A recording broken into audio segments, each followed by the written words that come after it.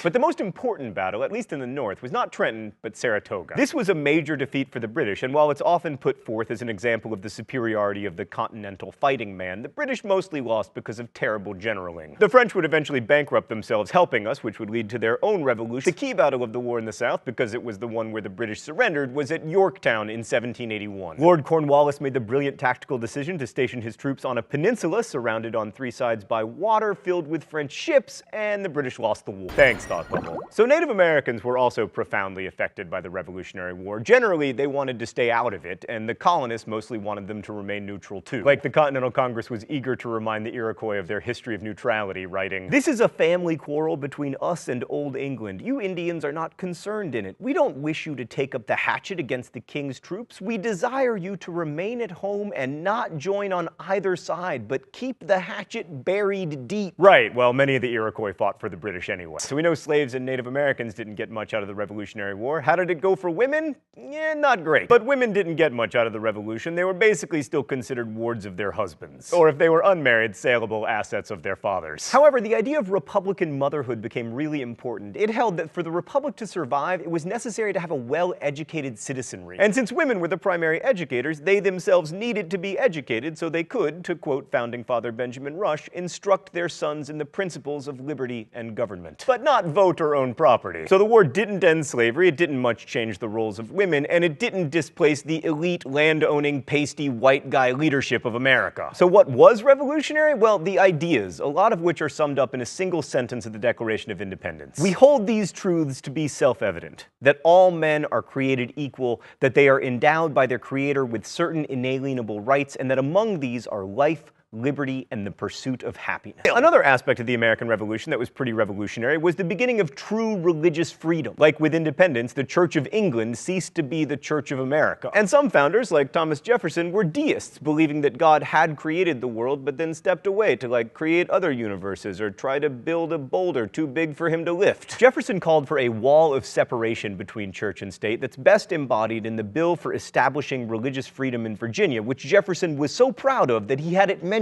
on his tombstone. And the American Revolution profoundly changed the economy too. Like, all these new ideas of liberty led to a decline in apprenticeship and indentured servitude, and immediately after the war you began to see the split between the North with its reliance on paid labor and the South with its reliance on slavery. Slavery was actually on the decline in the South until Eli Whitney went and invented the cotton gin in 1793, which A, made it possible to turn a profit growing inferior American cotton, and B, reinvigorated slavery. So it's worth remembering that some early Americans proposed a vision of liberty that sprung out of the idea of equality of property, which is very different from the way we imagine liberty today. But ideas of liberty, as diverse as they were, are really at the heart of what makes the American Revolution revolutionary. Between 1777 and 1804, all states north of Maryland got rid of slavery, although most did so at a very slow pace and were careful not to deprive slave owners of the value of their property. Like, as late as 1830, there were still about 3,500 slaves in the North, and on the eve of the Civil War, there were still 18 in New Jersey. New Jersey! So the number of free people of color in the US skyrocketed. There were fewer than 10,000 in 1776. By 1810, there were nearly 200,000 free black Americans. So in the end, real change came, as it usually does, not through a revolutionary event, but through a revolutionary process.